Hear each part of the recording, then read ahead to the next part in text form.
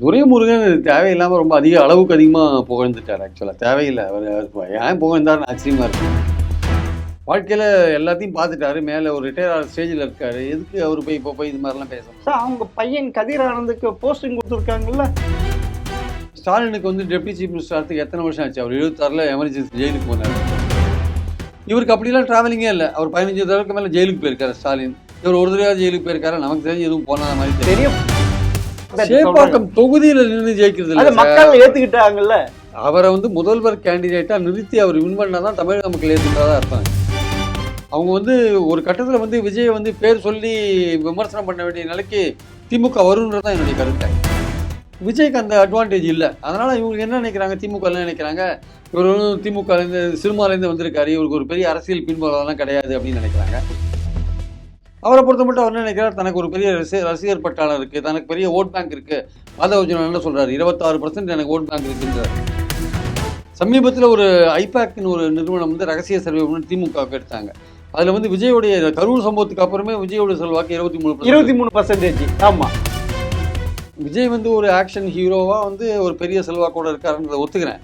ஆனால் உதயநிதி ஒரேடியாக ஒன்றும் இல்லாத போயிட்டாரு சொல்ல முடியாது. அண்ணா பேரில் கட்சி வச்சிருக்கிற அதிமுகலேயே குடும்ப ஆட்சி நடக்குதுன்னு தானே செங்கோட்டையன் சொல்கிறாரு.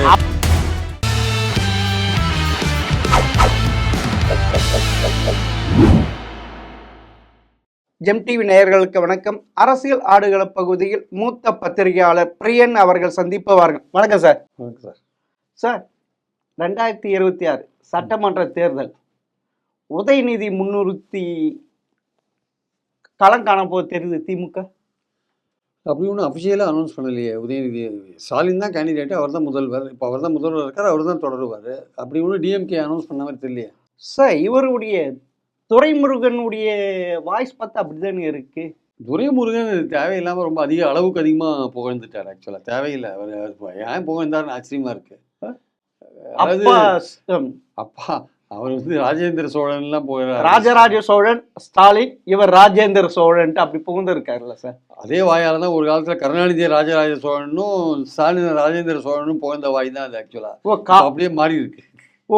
சமயத்து மாத்திப்பார். தனக்கு எது பெனிஃபிட் கிடைக்குதோ அப்ப மாத்திக்குவார். என்ன பெனிஃபிட் கிடைச்சதுன்னு தெரியாது. பட் ரொம்ப அளவுக்கு அதிகமான புகழ்ச்சி தேவையில்லை. அந்த மாதிரி ஒரு சீனியர் வந்து அப்படி சொல்ல வேண்டிய அவசியம் இல்லை. ஏன்னா அவருக்கு வந்து உதயநிதியோட அமைச்சரவையை பாராட்டுறது, அமைச்சர் பணிகளை பாராட்டுறது, இல்லை கட்சி பணிகளை பாராட்டுறதுலாம் சாதாரண விஷயம். ராஜேந்திர சோழன் அப்படின்லாம் சொல்றது வந்து கொஞ்சம் அவருடைய சீனியாரிட்டிக்கு அது டூ மச்சா இருக்கு சார்.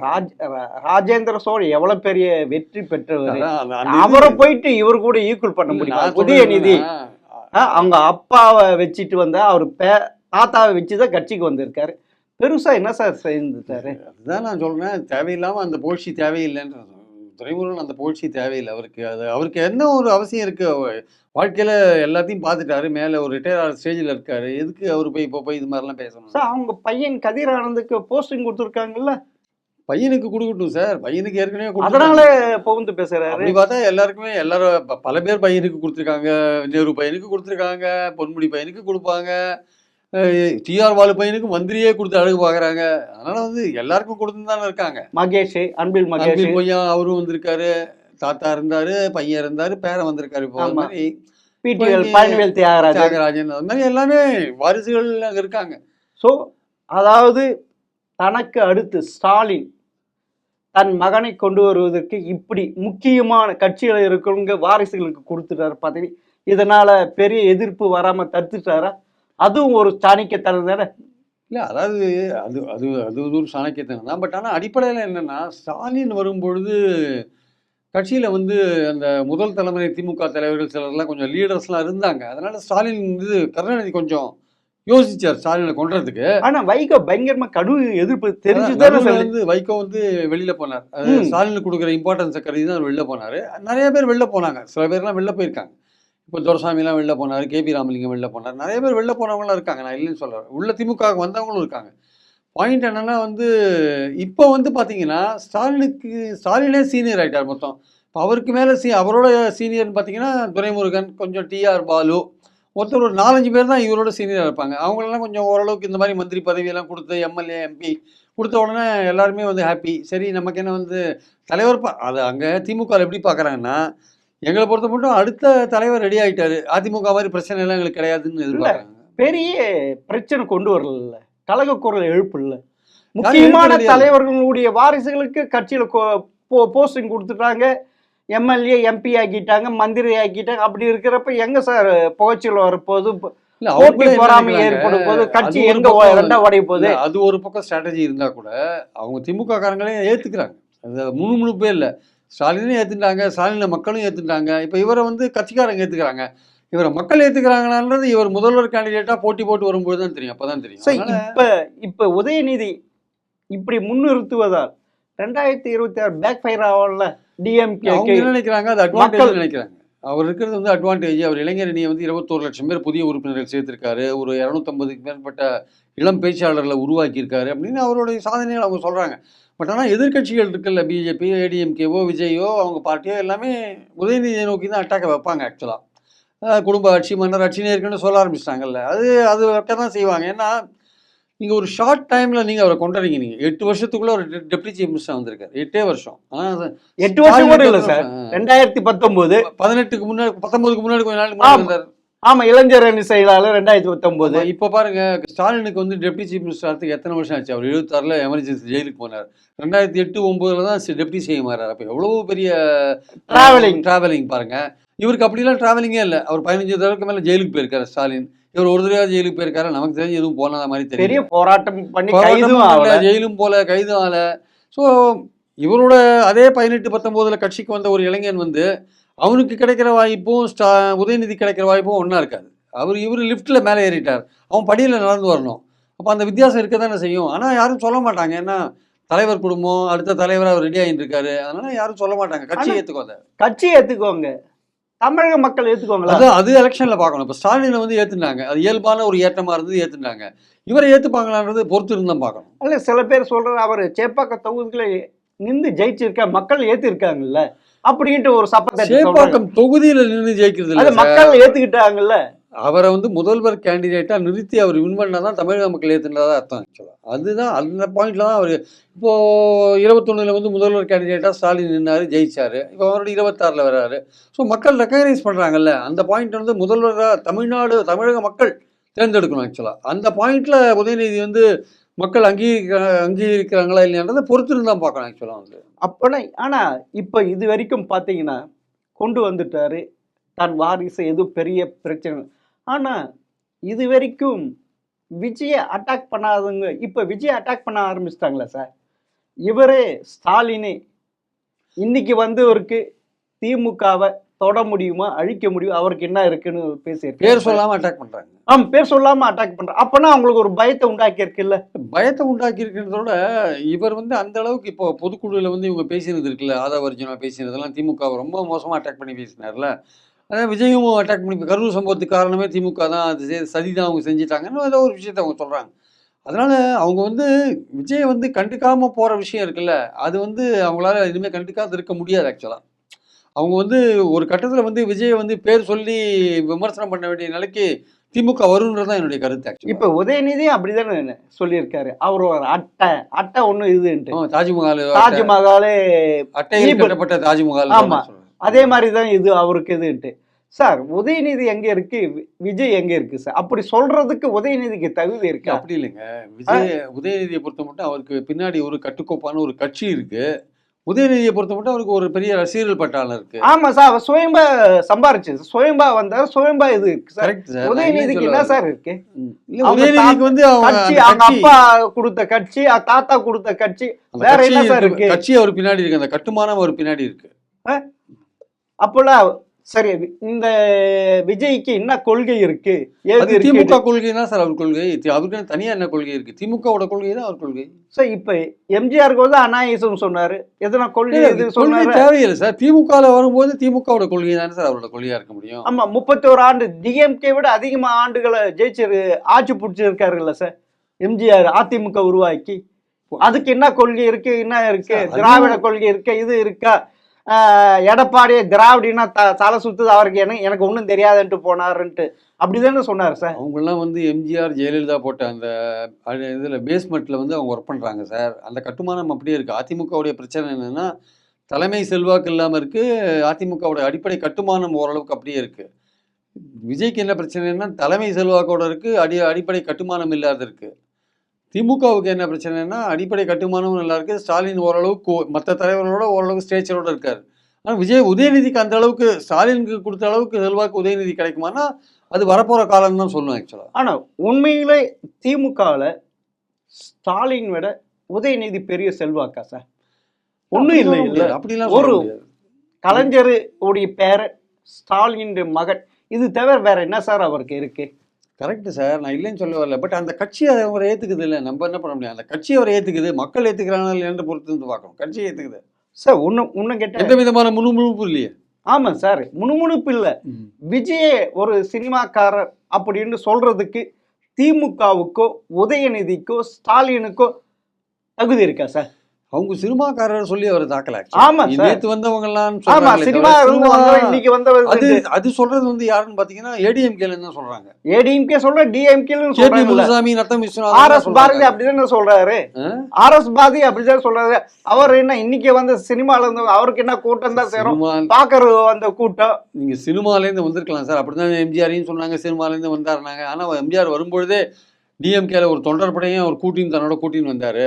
இவருக்கு என்னன்னா வந்து ஏற்கனவே ஒரு கட்சியில் இல்லை, புதுசாக ஒரு கட்சி ஆரம்பிக்கிறாரு, சினிமா நடிகராக இருக்காரு. இவருக்கு வந்து ஒரு ரசிகர் பட்டாளம் இருக்கு. அந்த ரசிகர் பட்டாளம் தொண்டராக மாறணும். தொண்டராக மாறுறாங்களா இல்லையான்றது வரப்போகிற எலெக்ஷன்ஸ்லாம் தெரியும். அதனால இவர் வந்து ஒரு அரசியல் தலைவராக மாறிட்டான்றது போக போக தான் தெரியும். ஆனால் எம்ஜிஆரை பொறுத்த மட்டும் வந்து ஒரு நடிகராக இருந்தது மட்டும் இல்லாமல் திமுகவுடைய வளர்ச்சிக்கு பாடுபட்டவராக தன்னுடைய எம்ஜிஆர் மன்றங்கள் எல்லாம் வந்து திமுகவோட கிளைக்கழக மன்றங்களாக வச்சிருந்தார் அவர். ஸோ அவர் விலகி போகும்போது அவர் பின்னாடியே ஒரு பெரிய பட்டாளம் வந்து ஒரு அரசியல் பயின்ற, அரசியல் தெரிந்த ஒரு தொண்டர்கள் அவர் கூட்டம் அவர் பின்னாடி போச்சு. விஜய்க்கு அந்த அட்வான்டேஜ் இல்லை. அதனால் இவங்க என்ன நினைக்கிறாங்க, திமுக என்ன நினைக்கிறாங்க, இவர் வந்து திமுகலேருந்து சினிமாலேருந்து வந்திருக்காரு, இவருக்கு ஒரு பெரிய அரசியல் பின்புலம்லாம் கிடையாது அப்படின்னு நினைக்கிறாங்க. அவரை பொறுத்த மட்டும் அவர் என்ன நினைக்கிறார், தனக்கு ஒரு பெரிய ரசிகர் பட்டாளம் இருக்குது, தனக்கு பெரிய ஓட் பேங்க் இருக்குது. அதை வச்சு என்ன சொல்கிறார், 26% எனக்கு ஓட் பேங்க் இருக்குன்றார். நாங்கள் எதுக்கு அதிமுகவோட கூட்டணி வைக்கணும், எங்களுக்கு 26% ஓட் பேங்க் இருக்குன்றார். ஸோ அப்படின்லாம் இருக்கும்போது அவங்க ஒரு நம்பிக்கையோடு இருக்காங்க. தாவேக்கா என்ன பண்ணுறாங்க, நம்பிக்கையோடு இருக்காங்க. திமுகவுக்கு என்னென்னா அவங்க பல அன்அஃபிஷியல் சர்வேலாம் எடுத்துருப்பாங்க. திமுக அவங்க நிறைய சர்வீஸ் எடுக்கிறாங்க. எடுக்கும்போது அதில் விஜயுடைய செல்வாக்கு ஏறிட்டே இருக்கிறத அவங்க பார்க்குறாங்க. சமீபத்தில் ஒரு ஐபேக்னு ஒரு நிறுவனம் வந்து ரகசிய சர்வே ஒன்று திமுகவுக்கு எடுத்தாங்க. அதில் வந்து விஜயோடைய கரூர் சம்பவத்துக்கு அப்புறமே விஜயோட செல்வாக்கு 23%. ஆமா ஆமா, அதனால அவங்களுக்கு தெரியுது, அவங்களுக்கு ஏதோ ஒரு செல்வாக்கு இருக்கு. நம்ம இவரை வந்து நம்ம கண்டுக்காத விடக்கூடாது, இவரை வந்து நம்ம கவுண்டர் பண்ண வேண்டிய அவசியம் இருக்குன்னு அவங்களுக்கு புரியுது. அதனால இந்த மாதிரி பேச்சுக்கள்லாம் ஆரம்பிச்சிருக்காங்க. சார், இப்ப எப்படி கருணாநிதி தன் மகனை மூகா முத்துவை சினிமாவுக்கு கொண்டு வந்து தோத்து போயிட்டாரு, அதே மாதிரி ஸ்டாலின் தன் மகன் உதயநிதியை விஜய்க்கு எதிராக கொண்டு வந்து தோத்து போயிட்டாருல்ல, பெரிய லெவல்ல ஸ்டார் ஆகல, ஒரு நடிகராக தானே ஆக முடிஞ்சது. விஜய்க்கு எதிராக பொறுத்த மட்டும் நல்ல சக்சஸ்ஃபுல்லா தானே சொல்லுங்க. எங்க சார் ஒரு காமெடி நடிகர் தானே சார், இவர் நட்சத்திரம் இல்ல, விஜய் நட்சத்திரம் இல்ல. விஜயோட நான் கம்பேர் பண்ணல சார். விஜய் வந்து ஒரு கணக்கு போட்டு தானே ஸ்டாலின் கொண்டு வந்தார், அப்படியே கொஞ்சம் கொஞ்சமா. விஜய் வந்து ஒரு ஆக்ஷன் ஹீரோவா வந்து ஒரு பெரிய செல்வாக்கோட இருக்காருன்றதை ஒத்துக்கிறேன். ஆனா உதயநிதி ஒரேடியா ஒண்ணு இல்லாத போயிட்டாரு சொல்ல முடியாது. இல்ல, அவருடைய பேனர், அவருடைய ப்ரொடக்ஷன், இதுல இருந்து அவர் நடிச்ச படம்லாம் எது சார் பெருசா என்ன சார்? இது எல்லாமே காமெடி. சந்தானத்தை வச்சுதானே ஓட்டினாரு, சந்தானத்தை வச்சுதான் சார் உதயநிதி ஓடிச்சு படம். கரெக்ட் சார், நான் இல்லைன்னு சொல்ல வரல. பட் அவர் சினிமா ஃபீல்டில் ஓரளவுக்கு அவரும் வந்து ட்ரை பண்ணி பார்த்தாரு, ஓரளவுக்கு படங்கள் கொடுத்தாரு, படங்கள் தயாரிச்சாரு, எல்லாமே பண்ணார்ல. அவர் தயாரிச்சார், சொந்த காசு போட்டு தயாரிச்சார், இது பண்ணாரு. எப்படி கலைஞர் எம்ஜிஆருக்கு எதிராக மூகா முத்து விட்டாரு, அது மொக்கையாயிடுச்சு. அதே மாதிரி தான் இங்கேயும் மொக்கையாயிடுச்சு. ஒரேடியா வந்து ஒரு சினிமா ஃபீல்டில் ஃபெயில் ஆயிட்டார் அப்படின்னு சொல்ல முடியாது. இப்போ பின்னொரு காலகட்டத்தில், இப்போ வரப்போற காலகட்டத்தில் அவர் மறுபடியும் நடிக்க கூட போகலாம், சினிமா படம் எடுக்க கூட போகலாம், உதயநிதி சொல்ல முடியாது. அப்போனா நீங்க சொல்றத பார்த்தா ஸ்டாலின் இருக்கும் வரை இருப்பார் திமுகவில் அமைச்சர். அவர் இல்லாத பட்சத்தில் தனக்கு அரசியல் வாழ்வில்ன்ட்டு சன்னியாசம் வாங்கிட்டு சினிமாவுக்கு போயிடலாம். அப்படி சொல்ல சார், நான் திமுக வந்து ஆளுங்கட்சியா இருக்கிறவரையும் ஆளுங்கட்சியில அமைச்சராக இருப்பார், கண்டினியூ பண்ணுவார்.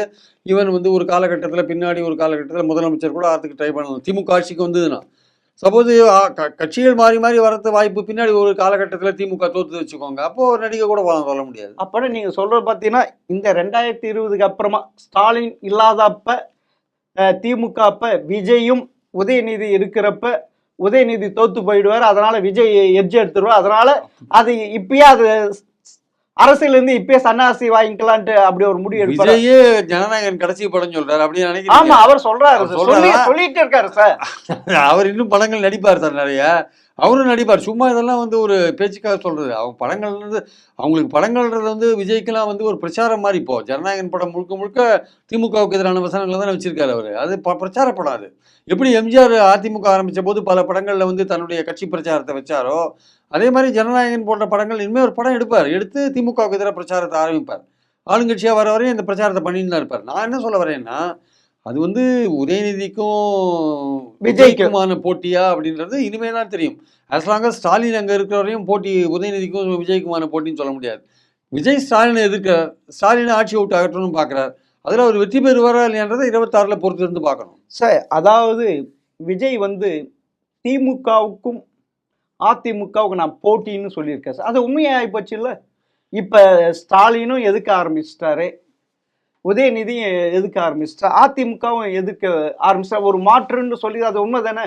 இப்போ அவர் மாற்றா வந்தால் தான் அவருடைய செல்வாக்கு என்னன்னு அவருக்கு தெரியும். அதனால தான் அந்த முடிவை அவர் எடுத்திருக்கார். அவர் அதிமுக எவ்வளோ தூண்டில் வேலையெல்லாம் போட்டு பார்த்தாங்க, ஒன்றும் நடக்கிறது இல்லையா. அவர் என்ன சொல்லிட்டார், நாங்கள் எங்கள் தலைமையில் கூட்டணி, அதிகாரத்தில் பங்கு, நாங்கள் தான் திமுகவுக்கு போட்டி, பல விஷயங்களை சொல்லி முடிச்சிட்டாரு. அதனால அதிமுக ஒரு கதவை க்ளோஸ் பண்ணிட்டார். சார் அதிமுக முனுசாமியும் சரி, நத்தம் விஸ்வநாதன் பயங்கர அட்டாக் பண்ணிக்க. இங்கே ஸ்டாலினும் உதயநிதி அட்டாக் மறைமுகம் அட்டாக் பண்ண. அப்பன்னா திமுக அதிமுக ஆமா ரெண்டு பேரும் சேர்ந்து விஜய் அடிக்க பாப்போம். அப்பனா ஒரு மாற்றுதானே அவரு. இப்ப மாற்ற உருவாயிட்டு இருக்காரு இல்ல. ஆனா எடப்பாடி என்ன சொல்றாரு பாருங்க, எனக்கும் திமுகவுக்கு தான் போட்டின்னு விஜய் சொல்றாருன்னு எடப்பாடி கேட்ட போது எடப்பாடி என்ன சொல்றாரு, அதெல்லாம் கட்சி தொண்டர்களை உற்சாகப்படுத்துறதுக்காக சொல்ற விஷயம்ன்றார். அவர் வந்து அதை இன்னும் வந்து விஜய் வந்து நம்ம கிட்ட வந்துருவார்னு ஒரு ஐடியாவில் தான் இருக்காரு. ஆனால் நத்தம் விஸ்வநாதனும் கேபி முனுசாமியும் என்ன பண்றாங்க, விஜய் விமர்சனம் பண்றாங்க. இப்போ அதிமுக திமுக ரெண்டையும் பிடிக்காதவங்க ஒரு குரூப் இருக்கும் இல்லையா, எப்படியும் அவங்க வந்து விஜய்க்கு சப்போர்ட் பண்ணுறதுக்கான வாய்ப்பு இருக்குது. இப்போ விஜய் நேச்சுரலாக என்ன ஸ்டாண்ட் எடுப்பார், திமுக அதிமுகவுக்கு எதிரான ஒரு ஸ்டாண்ட் தான் எடுப்பார்.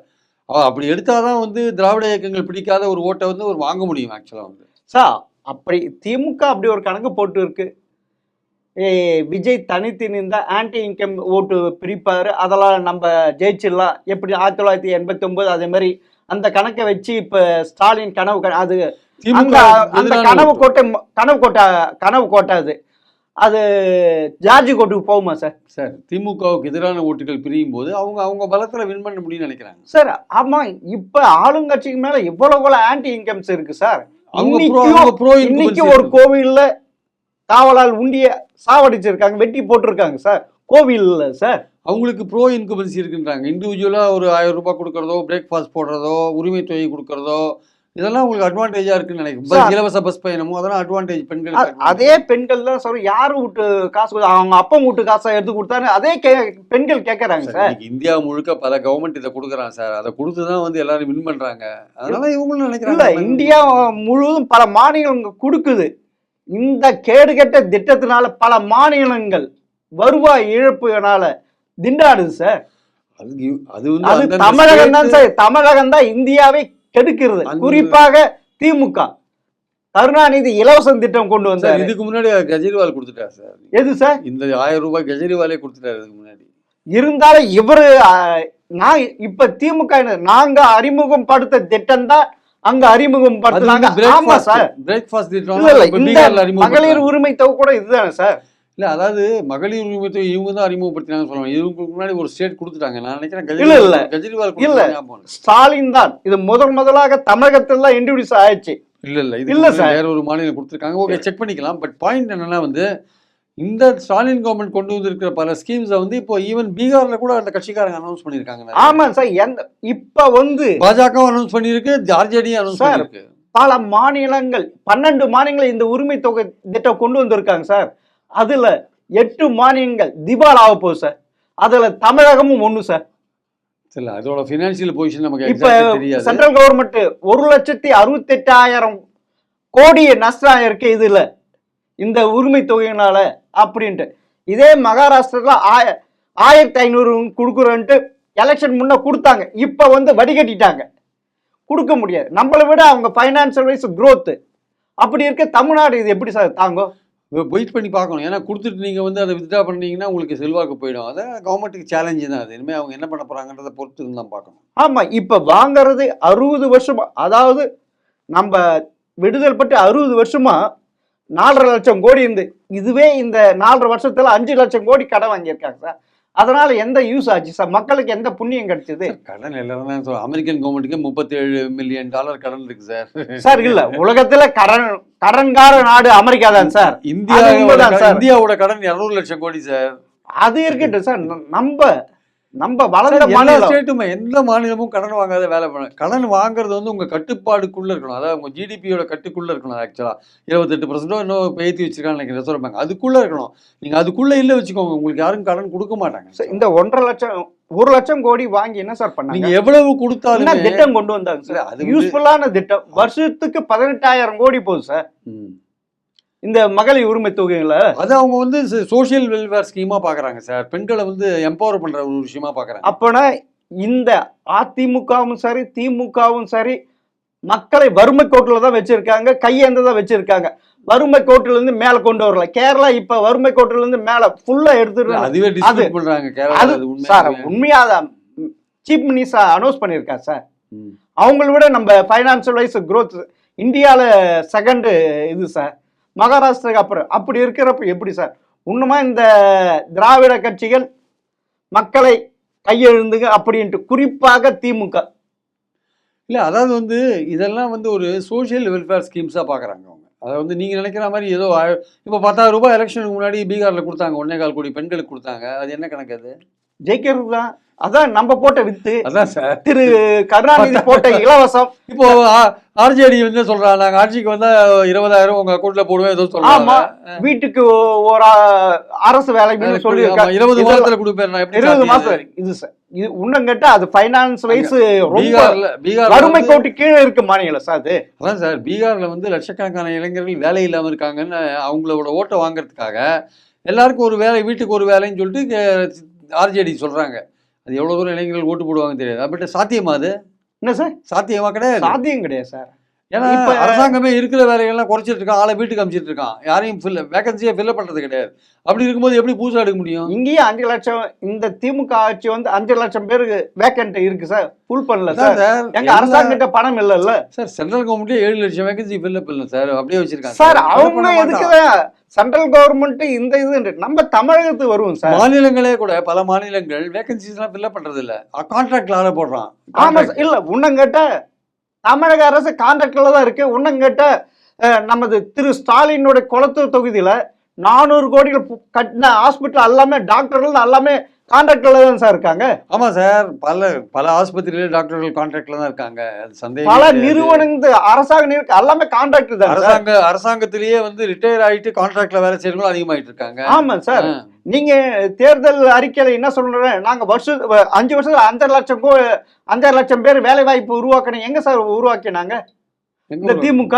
இல்ல, அவங்க வந்து 10 லட்சம் கோடி இன்வெஸ்ட்மெண்ட்ல 32 லட்சம் வேலை வாய்ப்புகளை உருவாக்குறதா அதுவும் இல்லைன்றாங்க. சரி சார், நீங்க இந்த பாஸ்கான் 15,000 கோடி இன்வெஸ்ட்மெண்ட் பண்ணுதுன்னு சொன்னாரு டிஆர்பி ராஜா. ஆனா அதை ஃபாலோ பண்ணி ட்விட்டர்ல போட்டாரு. கடைசியில பாக்ஸ்கான் என்ன சொன்னாங்க, நாங்க அப்படி ஒன்றும் எதுவுமே சொல்லன்ட்டு பின்வாங்கிட்டாங்களா சார்? ஃபாக்ஸ்கான்ல பல யூனிட்ஸ் இருக்கு சார். அதுல வந்து மெயின் ஃபாக்ஸ்கான் இல்லைன்னு நினைக்கிறேன், வேற ஏதோ ஃபாக்ஸ்கானோட சப்சிடரி கம்பெனி ஏதோ இது பண்ணுதுன்னு நினைக்கிறேன். அதோட டீட்டெயில்ஸ் எனக்கு சரியா தெரியல. பட் ஆனால் இவர்கள் என்ன சொல்றாங்கன்னா 10 லட்சம் கோடி நாங்கள் இன்வெஸ்ட்மெண்ட்ஸ் கொண்டு வந்திருக்கோன்றாங்க. ஆமாம் சார். அந்த அதே சார், இந்த பிரிகேட் இந்த பள்ளிக்கரை சதுப்பு நிலத்தில் இது அபார்ட்மெண்ட் கட்டுறாங்க. அவங்க 3,500 கோடி இன்வெஸ்ட்மெண்ட் பண்றாங்க. இதனால 22,000 பேருக்கு வேலை வாய்ப்பு. அது அடுக்குமாடி அபார்ட்மெண்ட் கட்டுறதுக்கு எங்க சார் இது ஆகும்? அந்த ராம்சார் நிலத்துல தான் கட்டக்கூடாது சார். அந்த இது அதுலயும் டிஆர்பி ராஜா அப்படி புழு இருக்கிறார் சார். நான் என்ன சொல்றேன், அதுக்கு தான் கோர்ட் தடை விதிச்சு இல்ல. ஆமா, இப்ப ஸ்டேர் இருக்கு சார். அதான், அது இனிமே யாரும் கட்ட முடியாதாங்க. அது மாதிரிலாம் வந்து அவங்க என்ன சொல்றாங்க, அது வந்து ஒரு அந்த நோட்டிஃபை பண்ணாதே இருக்கு. அது சென்ட்ரல் கவர்மெண்ட் தான் நோட்டிஃபை பண்ணணும். அந்த லேண்டை வந்து இன்னும் அந்த எல்லைகளெல்லாம் மார்க் பண்ணி நோட்டிஃபை பண்ற வேலைகள் இன்னும் முடியாததுனால நாங்கள் கொடுத்த இடம் அந்த மாதிரி இடம் இல்லை, நாங்கள் கொடுத்தது வந்து எந்த விதமான வில்லங்கமும் இல்லாத ஒரு இடத்த தான் கொடுத்துருக்கோம்னு ஸ்டேட் கவர்மெண்ட் சொல்கிறாங்க. பட் ஆனால் அது வந்து பாதுகாக்கப்பட்ட ஒரு ப்ரொடெக்டட் பிளேஸாக இருக்குது அப்படின்றது மற்றவங்களுடைய வாதமாக இருக்குது. ஆனால் இப்போ கோர்ட் நிறுத்தினது நல்ல விஷயம் ஆக்சுவலாக. சார் இப்போ வந்து திமுக அப்போ 1967 அண்ணா என்ன சொன்னார், காங்கிரஸ் என்ற பண்ணையார் ஆட்சியை அகற்றுவதற்கு தான் எங்களுடைய குறிக்கோள்னு. இப்போ குடும்ப ஆட்சியை பற்றி சார் திமுக அண்ணா சொன்னதுக்கு இப்பயும் ஒன்றுமே இல்லை சார். எல்லாம் வாரிசு ஆயிடுச்சு, குடும்ப அரசியல் ஆயிடுச்சு, வாரிசு டோட்டலி அண்ணா சொன்ன கொள்கைக்கு முரணாக இருக்குதா சார்? அண்ணா பேர்ல கட்சி வச்சிருக்கிற அதிமுகலயே குடும்ப ஆட்சி நடக்குதுன்னு தானே செங்கோட்டையன் சொல்றாரு. அவரு சார் கட்சியிலிருந்து நீக்கப்பட்டு இது கண்ணுக்கு எதிராக தெரியுது சார். கலைஞர், ஸ்டாலின், உதயநிதி, கனிமொழி, தயாநிதி மாறன், இப்படி பல பேர் சார். சார் இதை வந்து நான் சொல்றேன், இதை இப்ப துரைமுருகன், கதிர் ஆனந்த், இப்படி நேரு அவனுடைய மகன், பொன்முடி அவனுடைய மகன், அவனுடைய மகன், இப்படிதான் சார் இது இருக்கு. அப்படி இருக்கிறப்ப இந்த திமுக வளருமா? இந்த குடும்ப ஆட்சி குடும்ப கட்சி வாரிசு இதுக்கப்ப மக்கள் எப்படி சார் இளைஞர்கள் வருவாங்க, யாரு வருவாங்க சார் இந்த கட்சியில சேரத்துக்கு? கடந்த 3 எலெக்ஷனா இந்த பிரச்சாரம் பண்ணிட்டு இருக்காங்க. ஆனா திமுக தான் வின் பண்ணிட்டு இருக்கு சார். இப்ப என்ன தெரியுமா சொல்லியிருக்காங்க, பீகார் எலெக்ஷன்ல நீங்க யாருக்கு ஓட்டு போடுங்க, எங்களுக்கு வளர்ச்சி திட்டம் வேணும், அதனால் மத்திய அரசு தான் இந்த சொன்ன வளர்ச்சி திட்டங்களா ஃபண்டுள்ள. அப்படி படிக்காத ஜனங்களை மத்திய அரசுக்கு தான் ஓட்டு போடணும், தேசிய ஜனநாயக கூட்டு தான் ஓட்டு போடணும் பெண்கள் இருந்து எல்லாம் சொல்றாங்க. இங்க என்னன்னா மத்திய அரசுக்கு கையேந்து கொடுக்கலன்னு சொல்றாங்க. அப்படி இருக்க நம்ம தமிழக மக்கள் மாறலாம்ல, ஓட்டு போட்டு இருக்காங்களே சார். 2026 தோக்கலாம்ல. இல்ல சார், இதுவரையும் 3 எலெக்ஷன் ஓட்டு 3 எலெக்ஷன் இந்த 2026 அது வந்தா தான் சொல்ல முடியாது, நடந்தா. அது இவங்க பிரச்சாரம் பலமா வைக்கிறாங்க, அவங்களும் பிரச்சாரத்தை பலமா வைக்கட்டும். மக்கள் என்ன டிசைட் பண்ணாங்க பார்க்கலாம், யார் சொல்றது உண்மைன்னு. தமிழ்நாட்டு நலன்களுக்கு விரோதமா செயல்பட்டது யாரு, மத்திய அரசா இல்ல மாநில அரசா அப்படின்ற விஷயம் மக்கள்கிட்ட பேசப்படும் போது மக்கள் என்ன டிசைட் பண்ணாங்க. நீங்க தானே கொண்டு போறீங்க ஜனங்கிட்ட, நீங்க மத்திய அரசு கொடுக்கலன்னா அப்படின்னா நீ எதுக்கு? நாங்க மத்திய அரசு அது பாஜகவே அதனுடைய கூட்டணியை நாங்க ஆட்சியில் வைக்கணும், மக்கள் முடிவு எடுக்கலாம்ல. எங்க கிட்ட இருந்து பணத்தை வாங்கிப்பேன், ஆனா எங்களுக்கு கொடுக்க மாட்டியா? அது சார் ஜனங்க அதெல்லாம் பார்க்க மாட்டாங்க சார். ஜனங்க எதான் பார்ப்பாங்க சார்? அதே சார் தமிழ்நாட்டை வஞ்சிக்கிறாங்க, அதை பார்க்க மாட்டாங்களா? அதே டெல்லியில என்ன நடந்தது, அரவிந்த் கெஜ்ரிவால் என்ன ஆச்சு, எலெக்ஷன் அப்ப எனக்கு மத்திய அரசு பண்டு கொடுக்கல, அதனால பல திட்டங்களை சொன்னதுனால நீ எதுக்கிற உன்னை திருப்பி உட்கார, நாங்க திருப்பி பாஜக அப்படி ஒரு நிலைமை ஆயிரம். அவர் ஊழல் குற்றச்சாட்டு அது இதுன்னு சொல்லி அந்த மந்திரி சபையே பிடிச்சி ஜெயில போட்டதுனால வந்த வேணா அது ஆக்சுவலா. சோ இப்ப வந்து கடும் நெருக்கடியில இருக்கு எது திமுக. நெருக்கடியில் அதாவது உதயநிதி கொண்டு முன்னிறுத்துறது, இந்த ஃபண்ட் இல்லாம மத்திய அரசுல இருந்து இது எடுத்து மக்களே மனமாறத்துக்கு வாய்ப்பு இருக்கு தமிழக மக்கள். ஒரு நிமிஷம், உதயநிதியை முன்னிறுத்துறதுனால அவங்களுக்கு ஒன்றும் பெரிய நெருக்கடி எல்லாம் கிடையாது. ஸ்டாலின் தான் இன்னும் தலைமை பொறுப்புல இருக்கார், அவர் தான் ஓட்டு கேட்கிறார், அவர் தான் அடுத்த சீஃப் மினிஸ்டரா இருக்கார். நீங்க சொல்ற அந்த ஃபண்டு கிடைக்கல போன்ற விஷயங்கள் மத்திய அரசு ஏன் கொடுக்கலன்றதை அவங்க ஒவ்வொரு தடவையும் மக்கள்கிட்ட விளக்கிட்டு இருக்காங்க.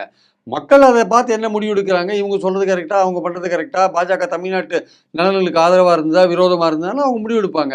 அதுக்கு துணை வர அதிமுக ஓட்டு போடலாமா அவங்க முடிவு பண்ணுவாங்க. இல்ல திமுக சொல்றது கரெக்டா தப்பா, இல்ல கூட்டணி பலம் யார்கிட்ட இருக்கு இது முடிவு பண்ணுவாங்க. பார்க்கலாம் சார். உரிமையா 2026 எந்த நிலைமை மக்கள் எடுக்கிறாங்கன்ட்டு தெரிஞ்சு போயிடும் சார். நீங்க சொல்றது எடுக்கிறாங்களா பொதுமக்கள்? நான் எதுவுமே சொல்லல, மக்கள் சொல்றது எடுப்போம். பொறுத்து பார்க்க மிக்க நன்றி சார்.